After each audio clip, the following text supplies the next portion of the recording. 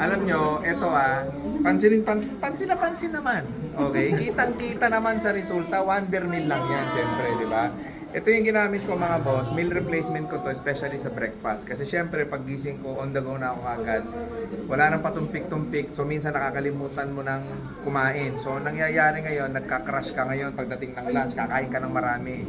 So, dahil dito sa Wonder Meal, hindi mo na kailangan i-skip ang breakfast mo dahil ito lang ang iinumin mo sa umaga, automatic kahit lumagpas ka ng ilang oras busog ka. So yun yung nagagawa nito mga boss. At bukod dyan, ang protein level nito napakataas. Kaya kung mapapansin ninyo, hindi ka magbabagsak ang itsura mo.